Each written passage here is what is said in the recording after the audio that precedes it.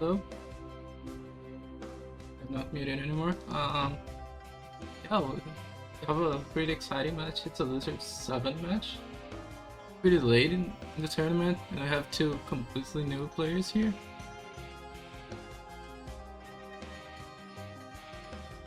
Which... I'm not sure what to expect from these players, but made it pretty far in the tournament, and we have we've already pulled a game. It's a pretty good one.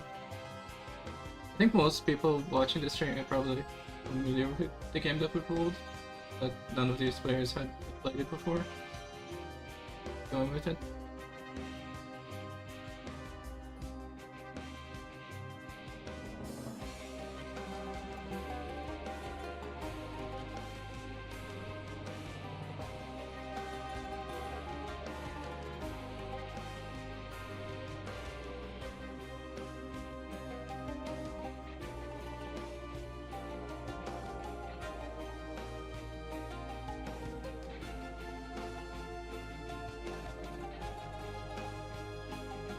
Well, let's see what history we do have for these players. Lots of matches. BloodfireTaggerung, winning this one Loop Up Cube. Classic puzzle game. Mainichi. And winning against Don Ravioli in Cubicle. Another absolute classic arcade game. Losing to Fast Fruitman in Radiant Flow. Very hard to control game. Racing game.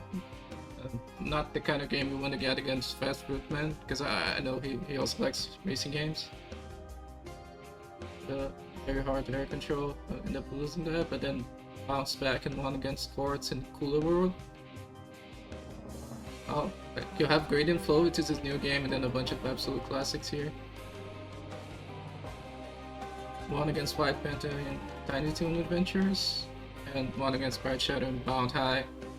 One of the 3 virtual boy games that exist. Klades, one against Rotate, who we know is not a bad player in Tailspin. I believe it's the best top 8 game. And one against Ryback in NES Extreme, one of those medleys we have, one of the few medleys we have.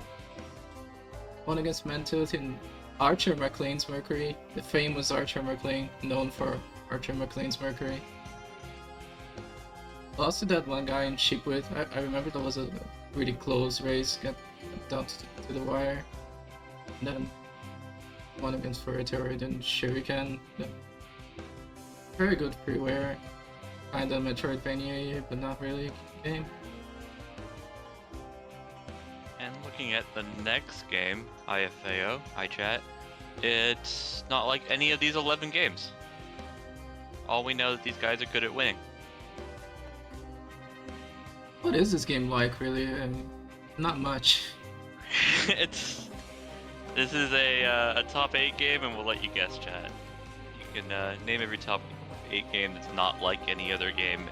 It's most of them, actually. We kind of leave the interesting ones late.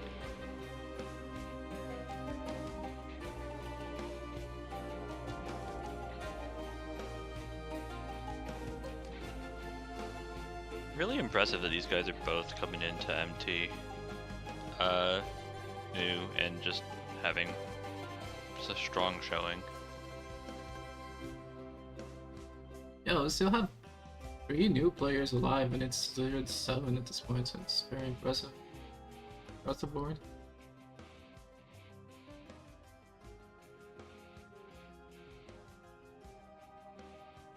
My first MT, which I believe was MT14, don't have any players from MT14 in the tournament yet.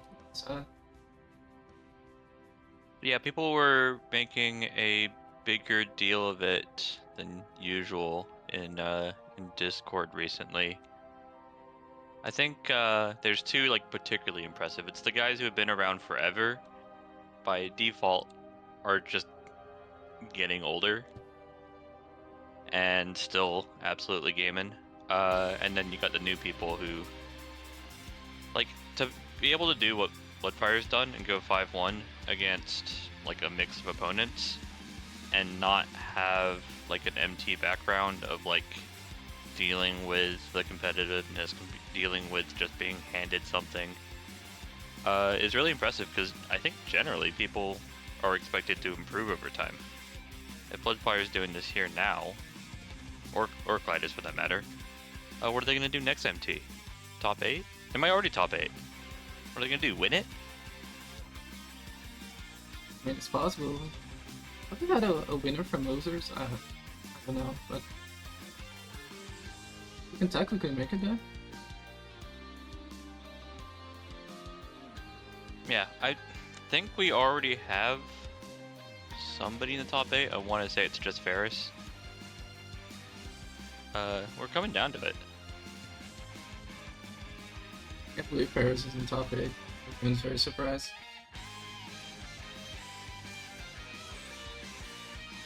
I was surprised when Paris missed top 8 1 year ago. I believe it was Jetpack. I even remember the game that eliminated Ferris. I was so shocked. I mean, when it comes to mystery tournament, like explaining this to somebody who hasn't watched streams, they're like, "Oh, so if you get a game that's bad for you, you're out." And I'm like, "No, not really." It turns out that some people are just really good whatever you hand them. And like the idea, Maurice is the one that comes to mind. I know that Maurice is like surprisingly weak at like beat 'em ups. It's like, sure. If you just have no familiarity with like how to go faster in something that's kind of difficult to go fast in, or like a hack and slash, I think is probably actually more accurate.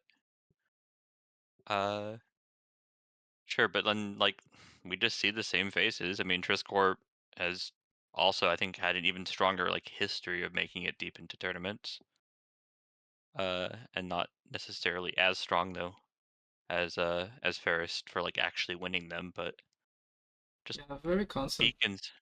top 8 phase, but right now we can talk about this race because I believe the races are ready.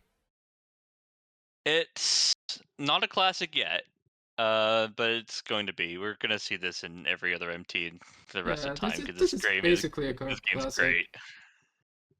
Amazing game. Uh, We put it in grand finals for a reason. I think it was the best submission of that year. oh yeah.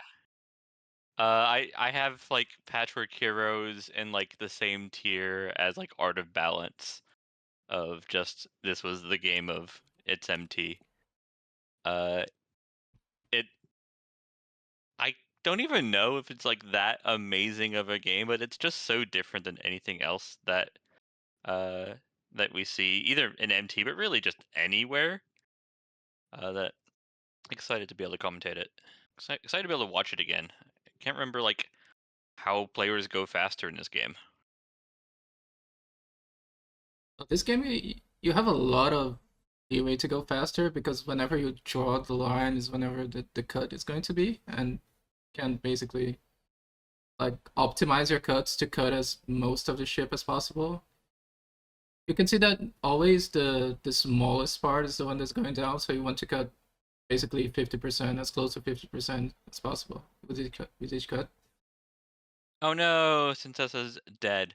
We do also get lore about every person who we interact with.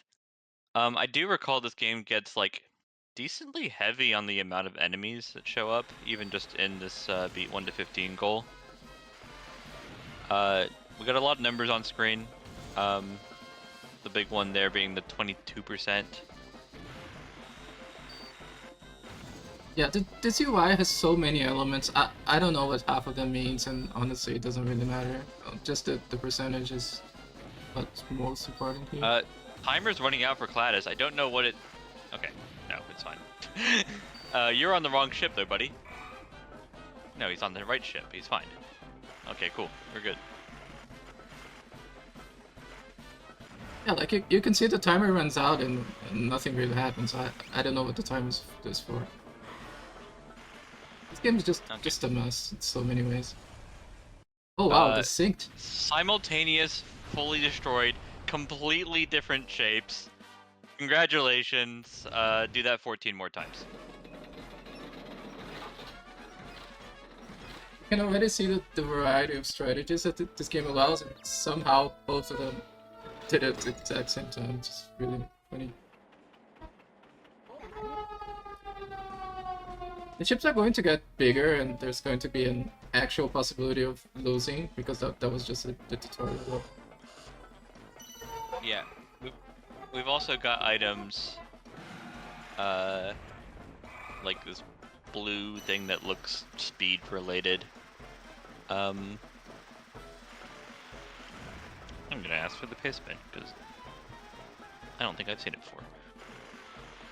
We got spiders too. Bye, spider.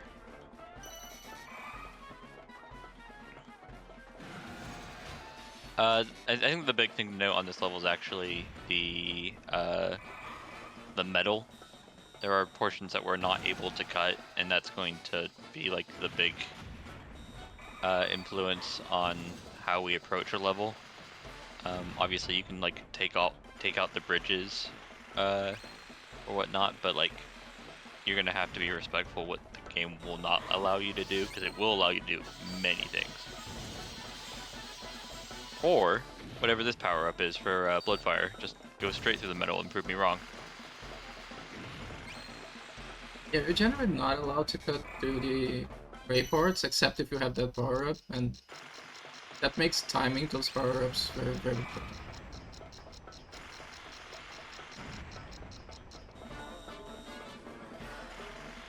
One more cut here for Bloodfire, I assume.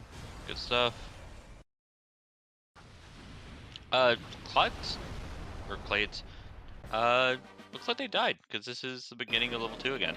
Yeah, I was about to ask. I didn't see them die, but I guess it must have happened. So They came, they called, but they did not conquer. They came, they saw. Came, they called would be if a crow did it. that's true. Okay. It's just 12 different bullet points. Reading through a pace bin before a game, when you like haven't seen what the game looks like, can be just one of the most daunting things in the world. It's just reading comprehension. And just trying to figure out which one of these will be important, which one of these you'll need to remember 30 minutes from now. It's seeming relevant to like level 12 or something. But the basic stuff. The goal of the game is to cut an enemy warship apart. Also, don't get hit by the bullets. So Bloodfire has like this shield thing that he's using to not get blasted by the missiles.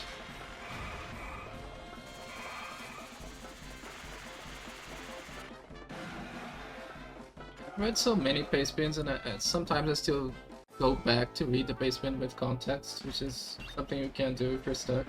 I mean, it costs time, so ideally you shouldn't do it, but also if you feel like there's something you're missing, sometimes it's worth it.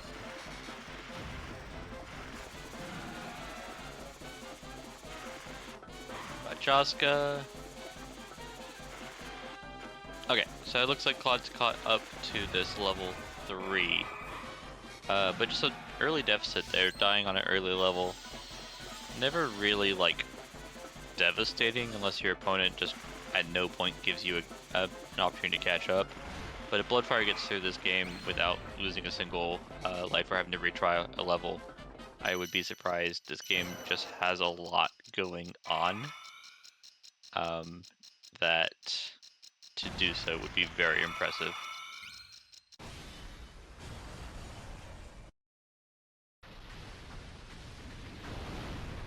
We don't have a level counter in the game. You can see it when they get back to menu. That was 1-3. Should be 1-4 now. Yeah. There we go.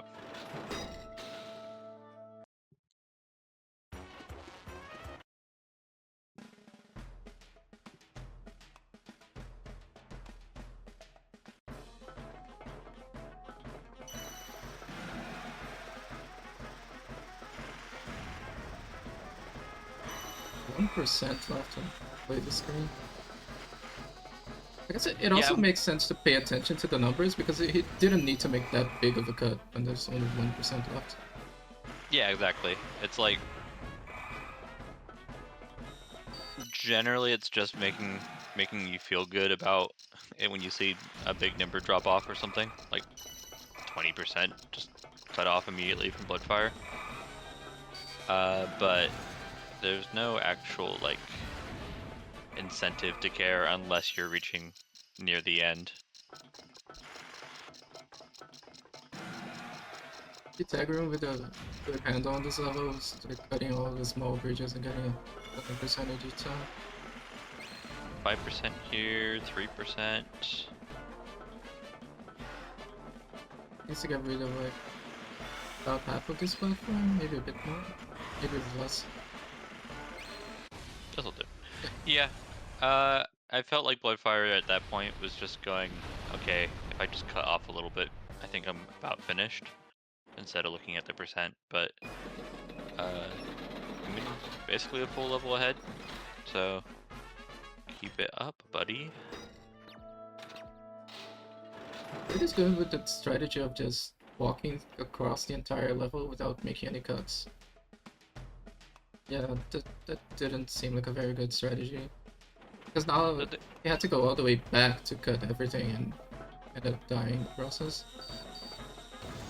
There's a couple moments there before you jump into the level where you can see the level's shape in both like the selection and then also just before the level.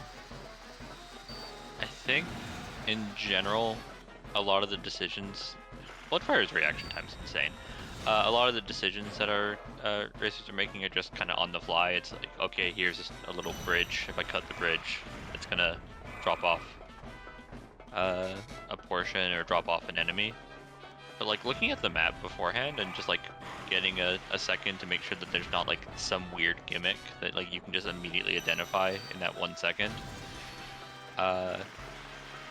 would be something I would like to do if I was racing this personally. I'll say it's something I would like to do, but maybe not something I would be able to do. The level doesn't show up for a very long time, I don't think. This is... yeah. I think you're on an island there, Bloodfire. You can't cut this guy off unless...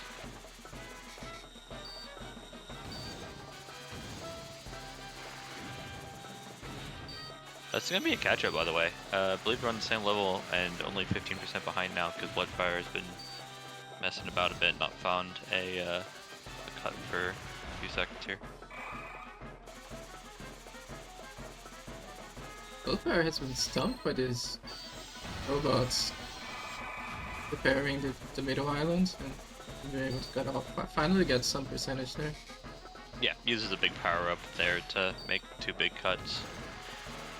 If Bloodfire wins this, it's gonna just be on this like very reactionary good use of the shield. Actually, is now behind because he's on the same level with higher percent. But Bloodfire is just pressing the shield button as the enemies are attacking and is not really attempting to dodge them. It's really impressive how quick his reaction time is and how comfortable he is doing so.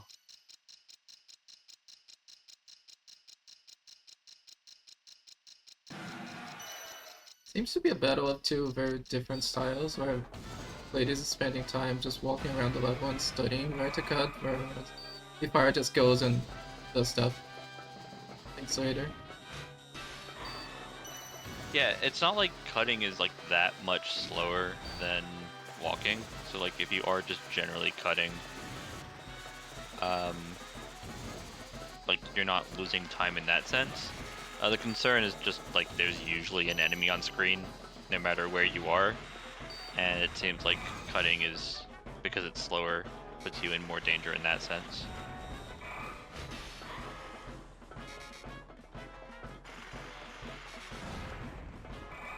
Klades is also taking a death. Appears to be a hard level. Yeah, I don't think it gets much easier. From what I recall from top 8, it felt like our top 8 racers were like learning the game at about the same speed as the game was getting more difficult and like dealing with the challenges. I'm curious to see how this ends up going. Bloodfire has done something very different than their first attempt on this level because it's going much better. Yeah, you use the power up not at this top section. Maybe use one there too, but use the super speed to cut through the entire middle section where you're not supposed to be able to cut through. They gave a lot of percent. It's just gonna cut through all these enemies. Good stuff.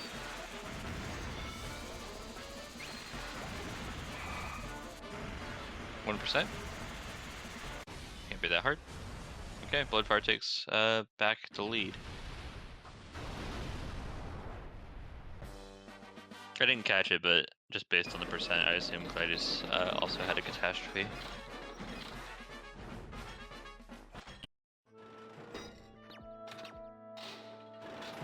Okay, so like looking at the map here now, there's like a big portion on the right that is kind of locked off.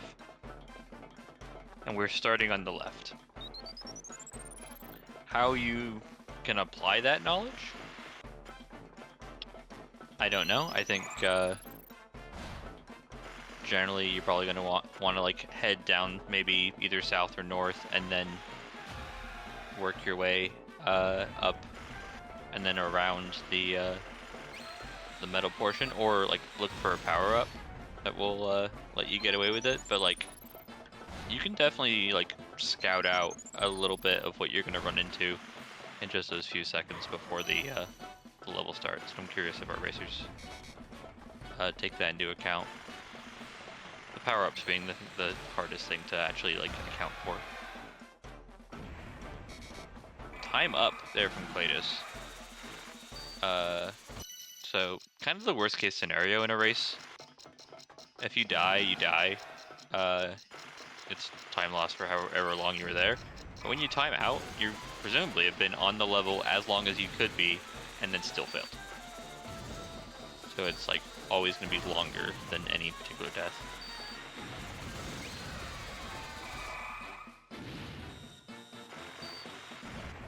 And it's not even like you messed up.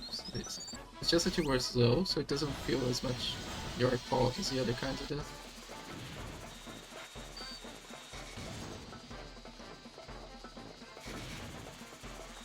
It's a bit concerning.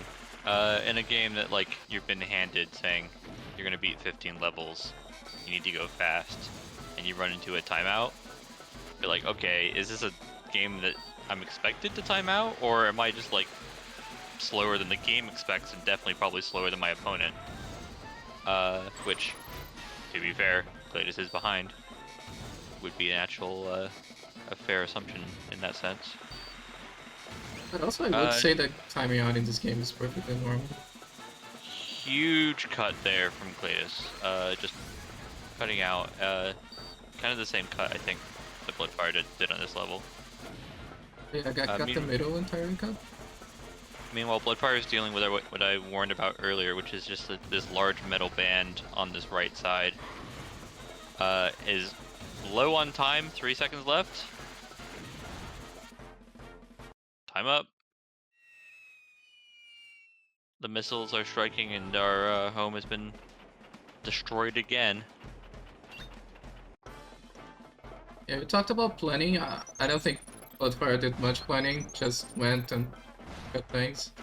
And maybe this level is set up such that you want to cut off the right side first, so that you deal with the left side later. Just taking natural cuts here, and yeah, 20% of the map there, but did one extra cut more than he had to. Like, nice thing about dying in a game like this is you've seen the map before. You can make decisions, like, or even just like backtracking here. Like, he knows that he needs to go out as far as he can before he does his cut. Does so. There's logic here, and hopefully more logic than there was the first run through. Yeah, this part's really awkward. Like, you gotta get a couple of these jail guys, but there's just a lot of metal in this area, and I'm not sure what the natural cut is here. That's... Oh, okay, the bomb will solve the issue. But it would also destroy him.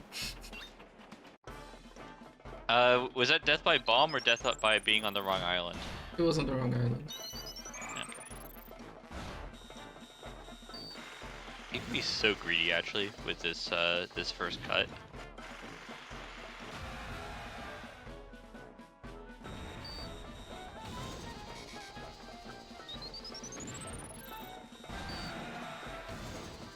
I think the big thing here with revisiting the level is, oh goodness, good time. The prisoners, I think, are like the biggest holdup to any strategy that you're trying to do blind. Because you think that you are trying to cut off a section and then find out that there's a prisoner in it. Can we? Okay, this is a lot, but it's fine.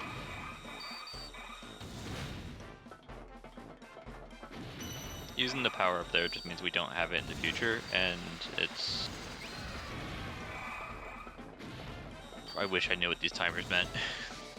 We're 2 seconds from something.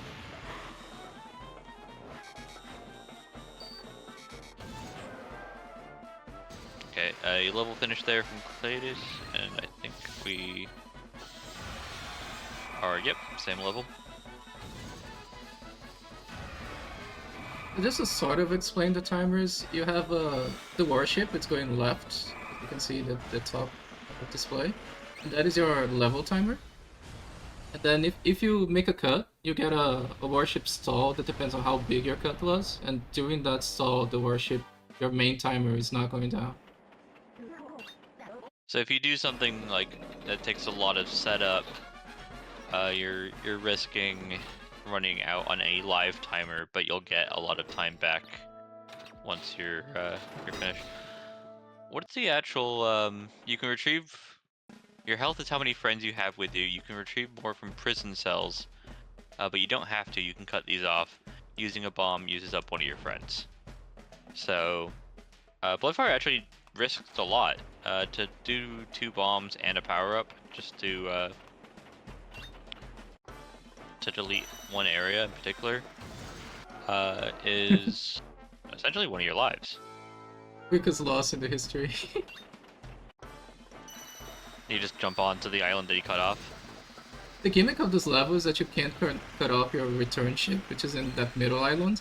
And that middle island is very small, so it's very easy to cut that island off, if you can't.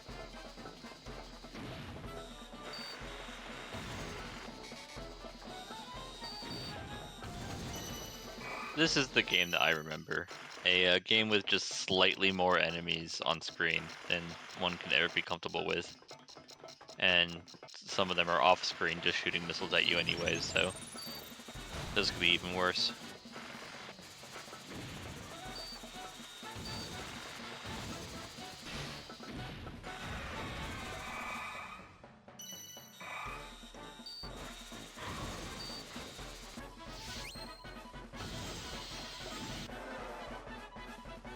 That's a loss, I think. Yep. This is such a troll level. That happens so many times where you're not planning to cut off the middle island, but you do. Are you meant to just like kind of head toward the end, which doesn't seem fast, but would be a way to just be far away from where you are,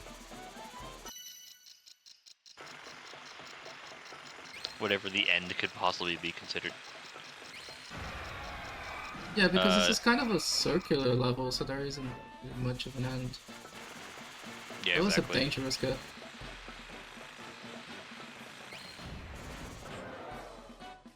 Okay, we lost S. Sapo.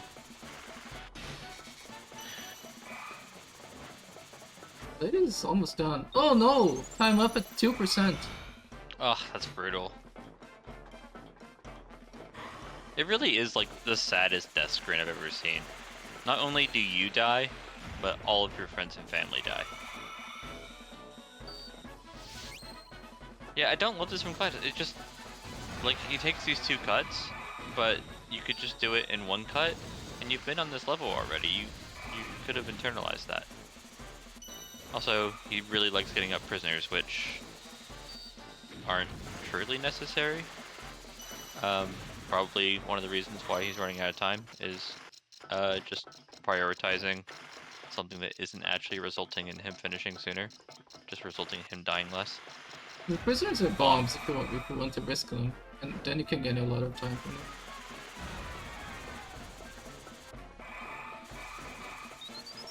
But it doesn't look like Klades is actually doing that. Okay, we've got a big cut here for Bloodfire.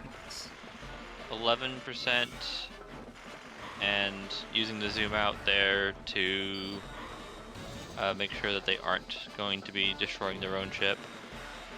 This is a small cut, but it's safe and I like it. This metal's actually really awkward.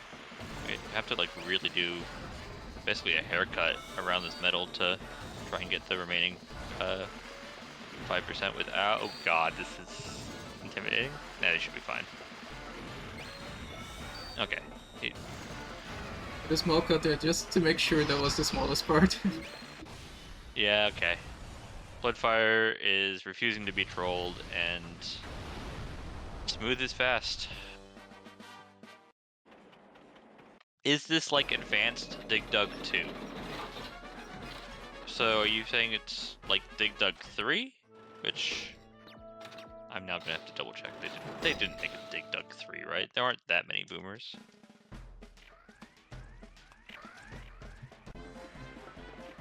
You know, okay, they did make a Dig. There've been a couple attempts at Dig Dug 3. Dig Dug Deeper. There we go. Did not realize that Dig Dug was a Roman numeral game. Definitely didn't feel like a Roman numeral game when I played Dig Dug 2.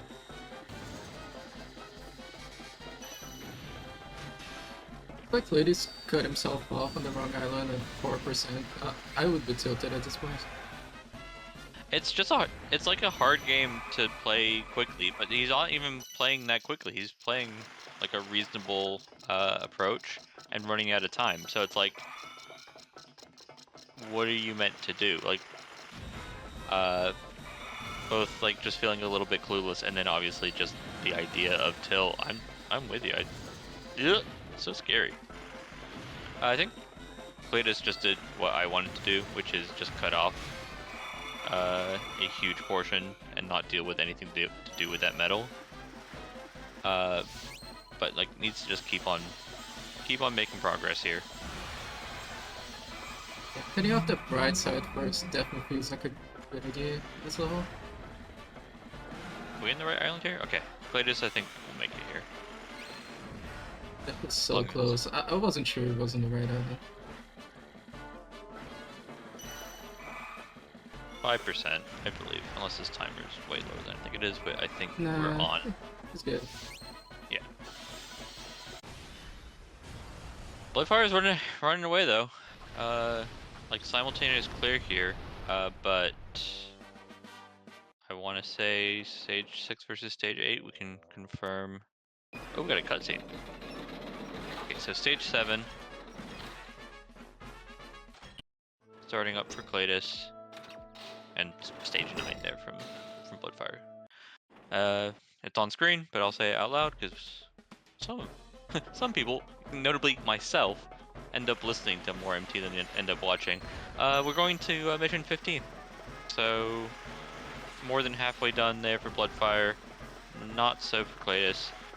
These levels just get noisy, but I do think the game becomes like more normal. Like you just kind of get used to what the game's on about as the games go on. From what I remember, those 2 levels were definitely the bigger sticking points, where we don't want to pick up your ship, and the one where we have to deal with all the metal. By this point, the levels are less gimmicky, I guess, and you also have a much better handle of the game. Yeah, exactly. Like, what are they going to toss at you at this point that's going to surprise you? it's currently this weird like flower enemy, which looks incredibly predictable, and less intimidating to me than say the missile enemies from off screen.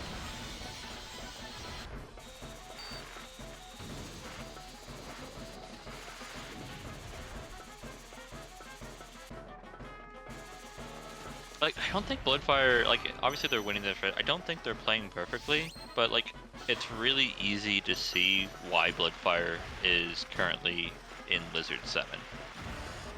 Is just making, like, decisions very quickly, is reacting very quickly.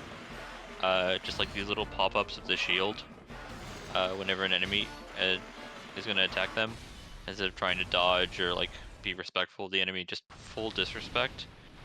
And I mean, it's paying off. Another level here done. They'll be moving on to level 10, I believe. These shield usages are so good. I don't see Klades using it, and I don't even remember if the top 8 players use this shield as much as I think that's partly why I'm so impressed by it. I'm like, I didn't even know this was a thing. We came, we saw, and we will imply that we also conquered. One thing we haven't mentioned, this music's amazing, by the way. Oh, definitely. Have these 3 items remaining pop up? I'm assuming you aren't allowed to get the items. I don't really.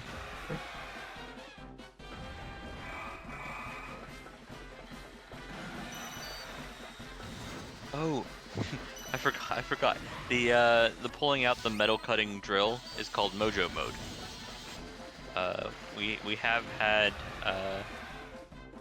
Tea Time, I think, is our best Mojo mode equivalent that we've had so far. Mojo mode's pretty good as a ultimate ability. Game was Tea Time from. What's it called? It's the platformer that you also play match 3.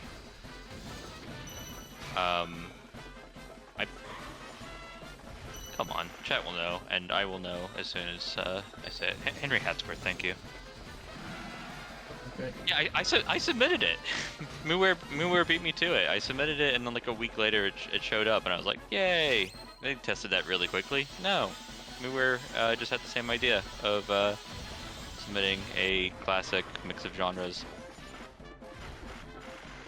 What genre would you call this if you were forced to?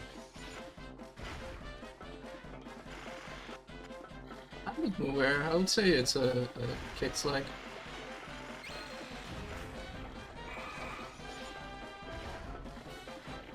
However you pronounce those 3 letters.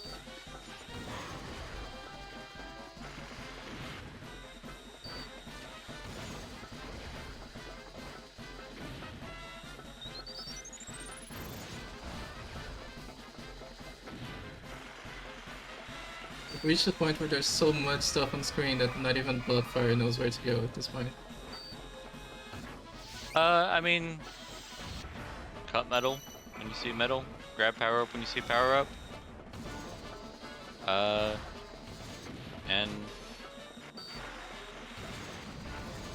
just disrespect the enemies as much as possible. Seems like a plan for Bloodfire. And what's the enemy gonna do? Shoot a missile at you? Yeah, get destroyed. Use the zoom out a little bit there to make a plan and then went for it. But it's not something I see Bloodfire do often. Actually stop to think and make a plan. I mean, stopping is the issue. I think it's the thinking that we appreciate. But this game is like actively trying to trick you to not think when it actually requires thinking.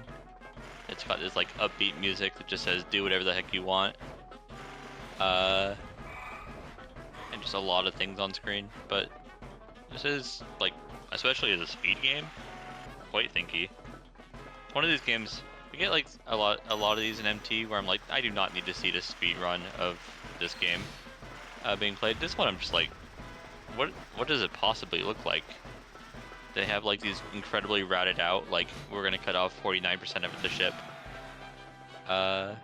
sort of like scripted starts to their speedrun. I mean, yeah, all speed runs are pretty much scripted, but now it made me curious too that they must make some crazy cuts in the speed run for this.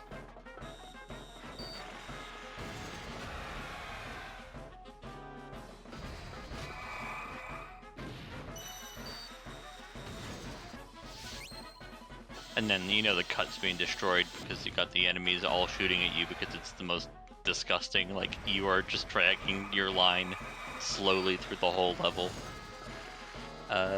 And cutting is slow, but it's fine because you're practiced or whatever. Okay, story number 9 here from Klades.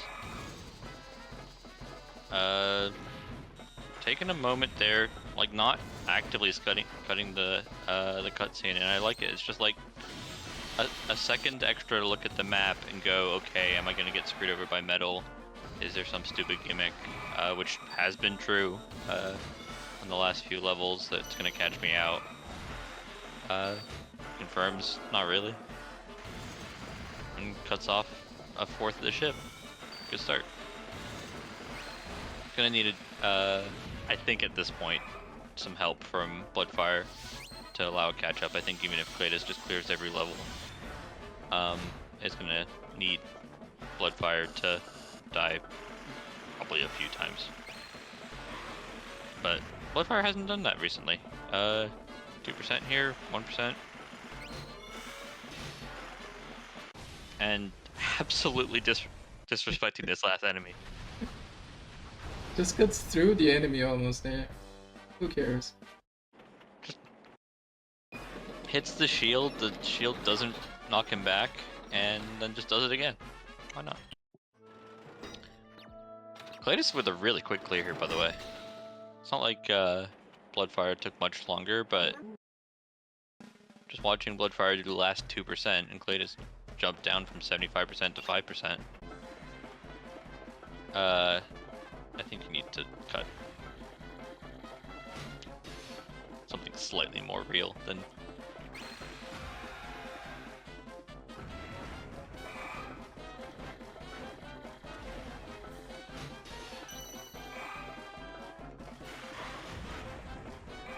The lore for this game's insane. We're getting prisoners, and then they are bombs. So, are they so thankful that we're saving them that they're willing to then suicide?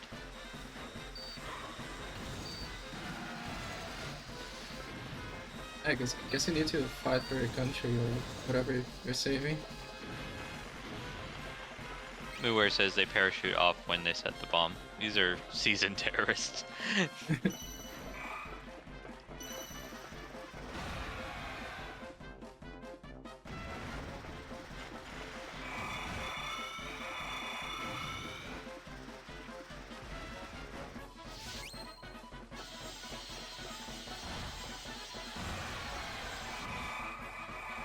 You know what the speedrun of this game is going to be, and I think Klades is going to show it real quick. It's just beelining towards the Mojo power-up, so you can do these like 50% cuts or 20% plus cuts. Our racers don't know, at least on their first attempt through a level, where the power-ups are. So they can't really replicate that sort of concept until they run into them, but Klades just blitzing through that level with a few major cuts, impressive stuff, and I think it's getting close to the finish here. Klades is really illustrating that point about how you know the game now, because getting stuck on that level for so long made them realize that sometimes it's better to blend things, and cutting out things in a certain order compared to a different order can make a huge difference in how easy it is to progress with the level. This level kind of sucks. It's just a circle. There's also a giant repair robot, apparently, so...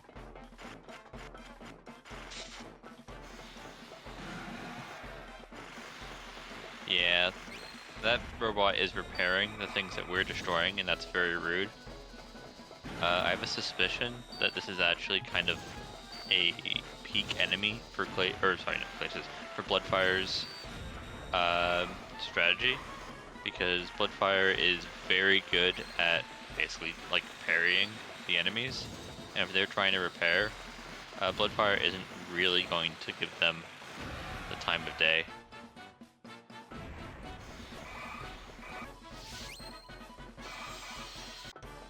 Curious place to use the mojo there. He tried to just mojo mode to kill the enemy, and that hasn't been a thing in this game so far. Just running at him with hatred just doesn't do anything, because you gotta cut him off. Guess we'll continue not being a thing.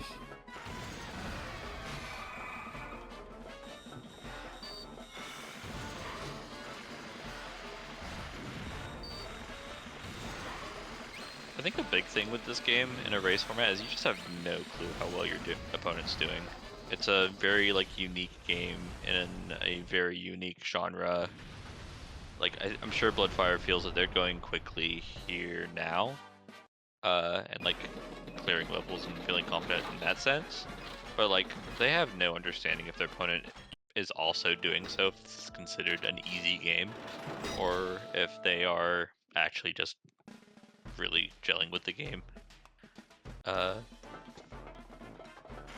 Especially in Blizzard 7, where all you can do is assume that your opponent is very good at video game. Yes, at this point, that Klades is basically sure that he's behind, but the thing is that his opponent could be having the same issues as him. You can never know. That is actually true. I feel like, as a rule, our racers are more likely to assume that they're behind when they happen to be ahead than assume they're ahead, which is probably healthy. Less stressful to be resigned and just try your best than. I also want to keep going fast. I get too complacent.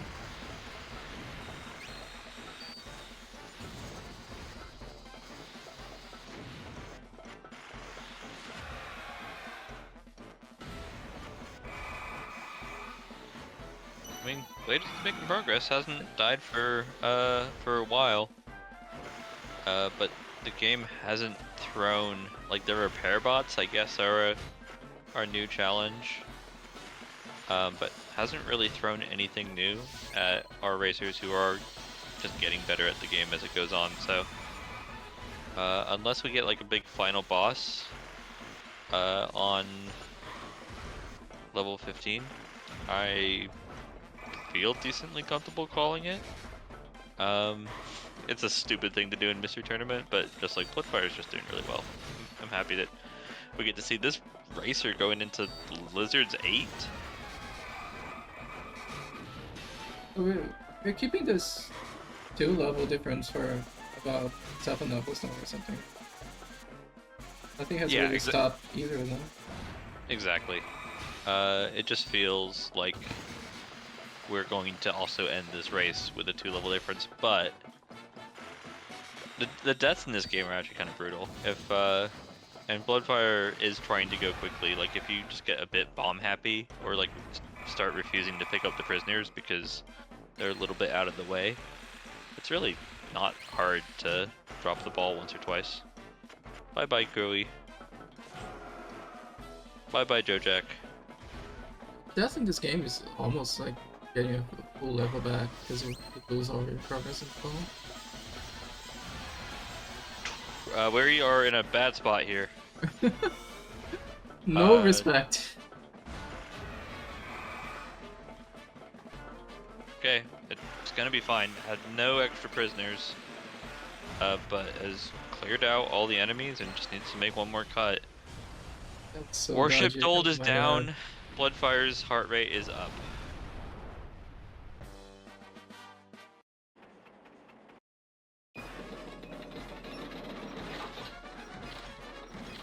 You know what this like lack of lack of respect reminds me of. It's like actually just like Maurice or Andy. It's just like the guys who've ended up winning MT. So it's a trait that I think is a good thing to have. I can definitely think of like some racers who haven't won MT who also have disrespect in their heart. Shoutouts to Thor of Kenya, but Bloodfire just has the energy of somebody who, in theory, could win MT. The spider's not gonna stop, but apparently he does. Apparently, if you just hold your shield long enough, you can run away.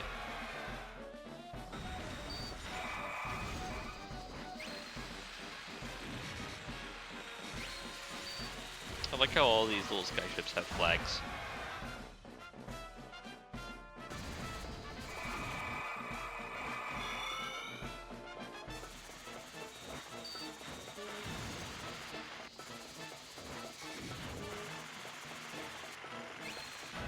Nice go to get rid of the spiders on the right side. There's still one in the middle, but should be fine. Two in the middle.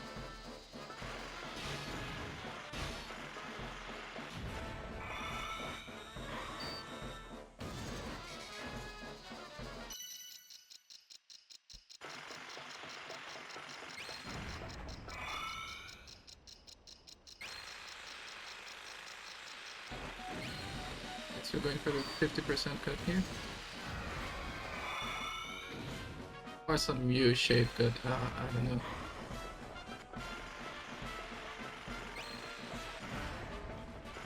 Yeah, as we've gotten like later in this race, Bloodfire's been more and more willing to just like cut an enemy off just to not have them be on screen anymore. But I think that's more just they've like gotten better at the game and are doing the same things that they wanted to do, but like are Yeah, also if you cut the like enemies safer. off, like now it's just a victory lap basically. I Yeah, don't this see is any not... way to lose this. He's trolling right now. Like he could easily just make one cut to do this, but it's fine. Also, I'm surprised the racers aren't just like dropping bombs when they get down to like the last few percent and still have a bunch of lives. Well, less so for Klades because I don't think they've really acknowledged that you can like ignore prisoners to the same extent that Bloodfire's. Bloodfire's not done. Is that level 15? That was the most boring final level I've seen in MT in a bit. There's nothing different than. Yeah? Yeah, we just got there because it was a round number and going to 20 would take too long. Nothing special about level 15. I mean, what did they find? They found victory. I was expecting a boss fight. Silly me.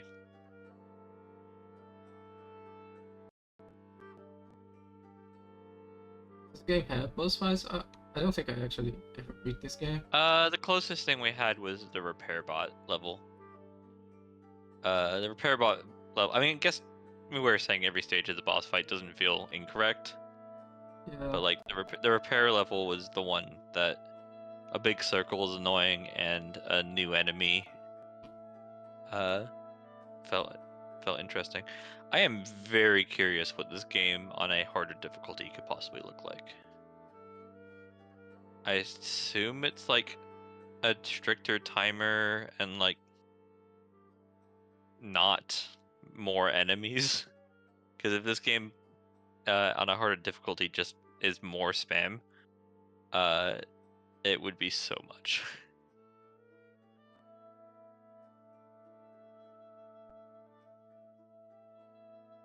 its first instinct would be to say more enemies, but now that you mention it, maybe a shorter timer. But it doesn't feel substantially different from normal if it's just a shorter timer. No, not Uwe. Yeah, so like, I mean, the biggest difference here is Klades is just running away from enemies. Like the spider's just chasing them. They get away. It's fine. But just every time an enemy looks at them, they have to react. Instead of Bloodfire, who just presses the shield button and then continues on with their day. Also, we're just taking death. I think this might be a full. No, we have our own little man left, I guess. But this is But dangerous.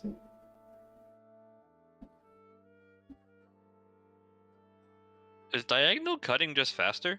Should we be diagonal cutting always? It looks that way.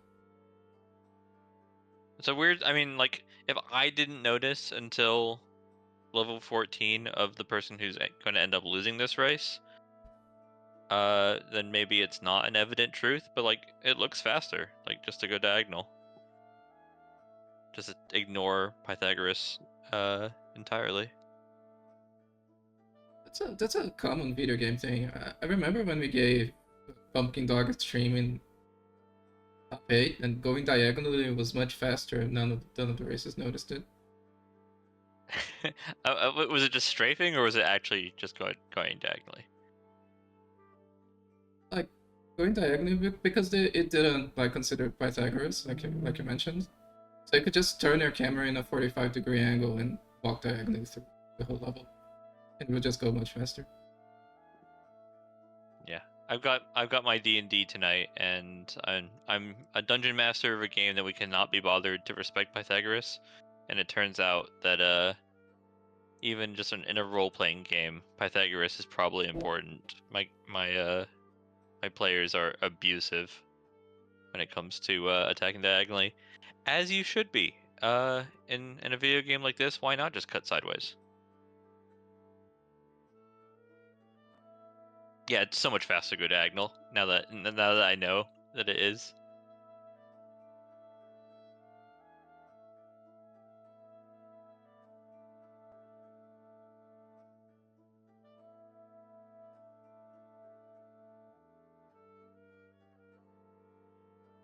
I have a feeling that Pumpkin Dog Extreme was the same MT as Patchwork Heroes.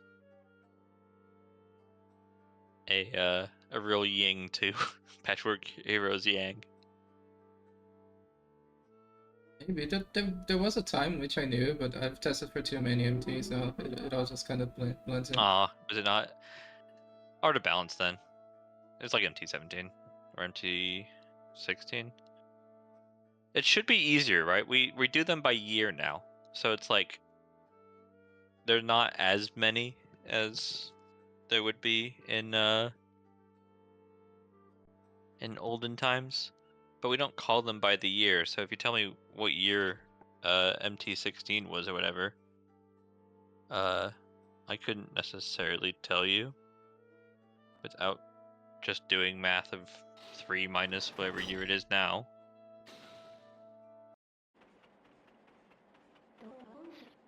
And then COVID. You know, time is a construct. Lunchtime doubly so. Oh, we got cutscenes on Bloodfire side. We need more games where somebody says egads.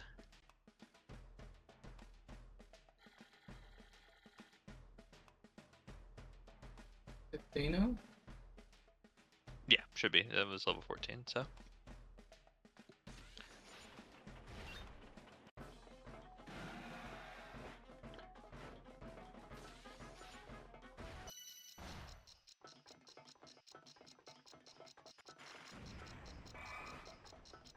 Yeah, I agree. Where it's always confusing when it's 2025 and MT is just at 19. We should get it up to 25 so it's easier to remember. Or just move to Roman numerals. Or back to, I guess, because we had MT10 was MTX. I am really surprised, by the way. I had this thought a while back, while like in a shower, and I went, "Oh, this like I should remember," and then didn't do so until just now. I'm surprised there aren't more media that like take advantage of the fact that 30 is XXX in Roman numerals. We haven't really gotten there in video games, just because like the Final Fantasies of the world are still in the teens. But triple X, I mean, beyond being, you know, like representing something that's like R-rated or whatever, is also like a movie series with one of the Fast and Furious people. It's a generally cool like number, or like, yeah, BMX XXX. Oh well, yeah, exactly. Like, but just call it BMX 30. And you're like, were there 29 other ones in them? No. Does it matter? No.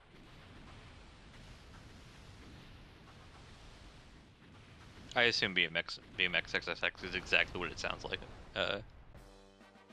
For better, but probably worse. 86% here from Klades, but I have a suspicion we were about to see about half the map. Oh, it's only 6%. I got excited there. They did a lot of prep for not much.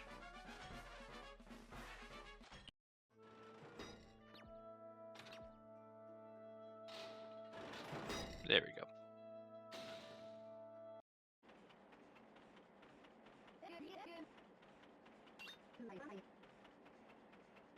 Egads!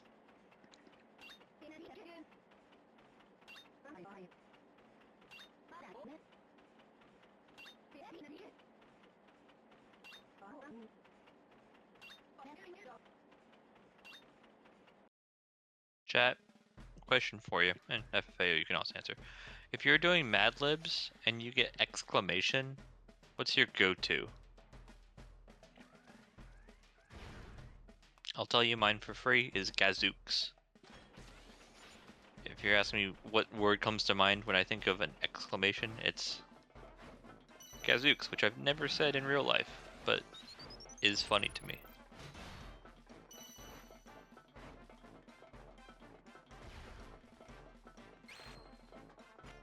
Can't answer because Mad Libs isn't really a thing for me. I mean, do you have a go-to?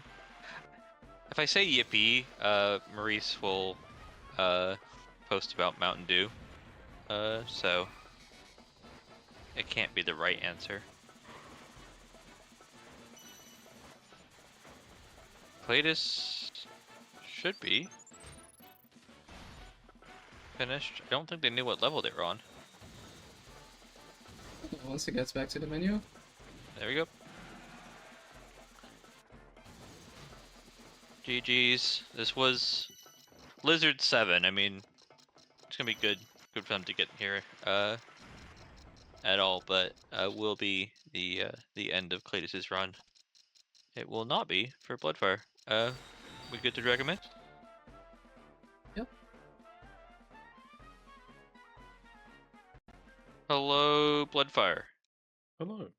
Congratulations on the win in Thank you. what is one of our more unique offerings here at MT. It's a very cool game. Yeah, you continued playing it afterwards, which is usually a good sign for a submitter. Yeah. Or in this case, I assume Wizardo, the pioneer.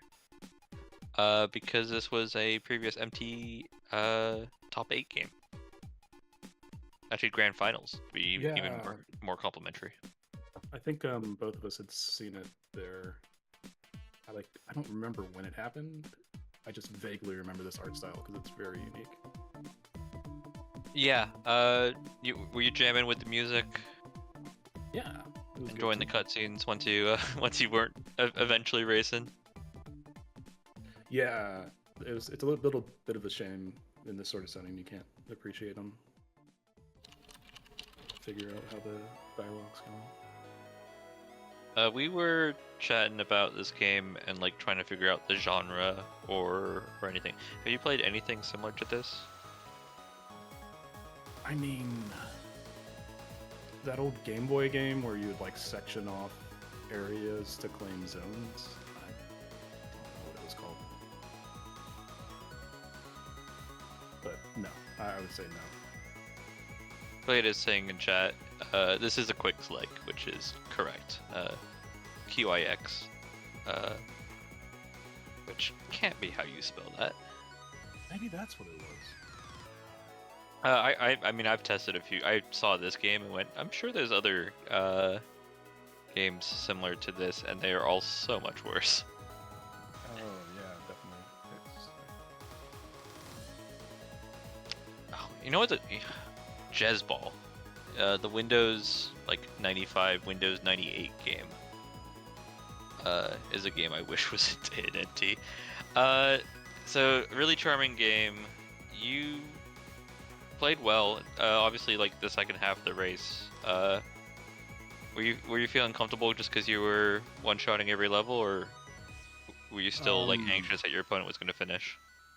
There was like at the beginning, I felt I made enough mistakes that I felt they could have, if they didn't make any mistakes, they would have been a lot ahead, like a lot farther ahead.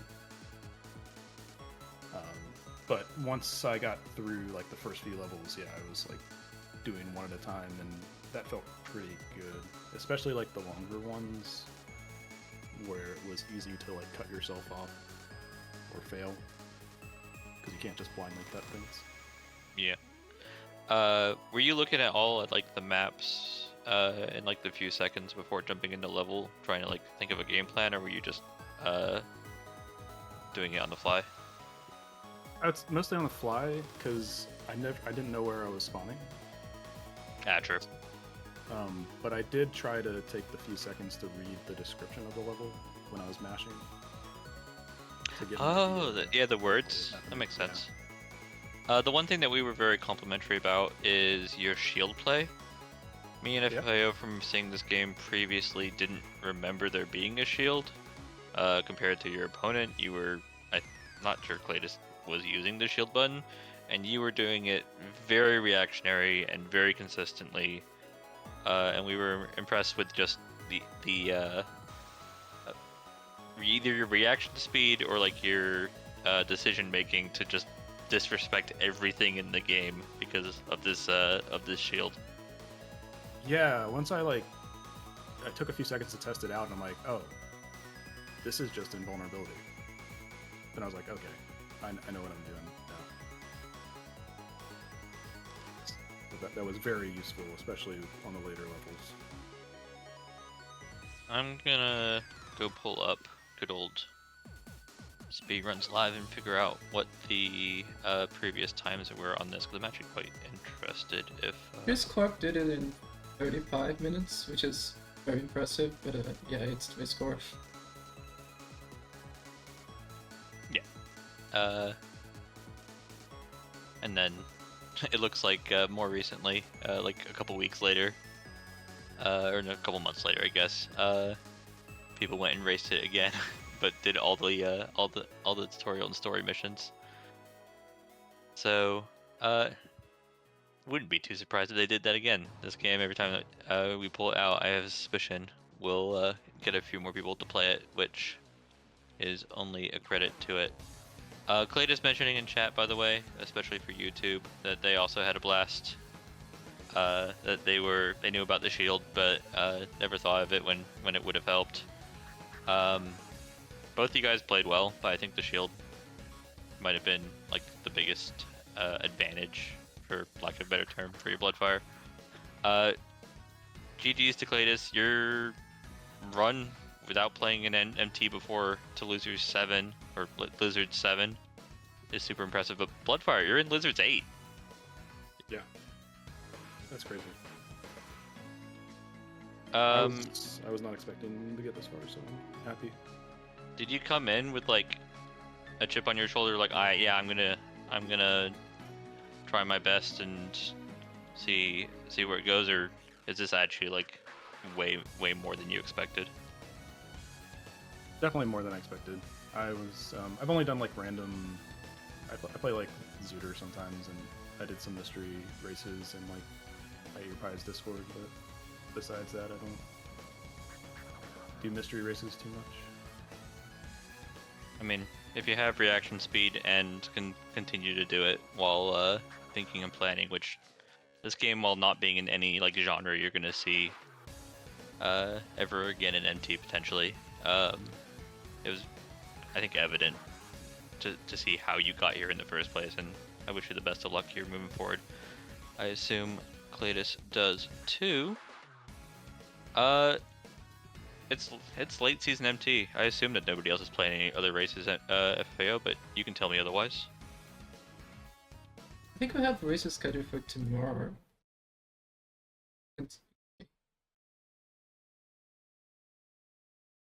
Ooh, back-to-backs actually. And Wizards side. Wizards 5 is like suspiciously far into the tournament. It's gonna be Callback versus Mid Boss, and this Kamikaze versus Fast Fruitman. I think that's like approaching top 8. Those are both I'm top 8 glad to- qualifiers, yeah. I'm glad to see Fast Fruitman is still in because he's the one who knocked me down to Lizards.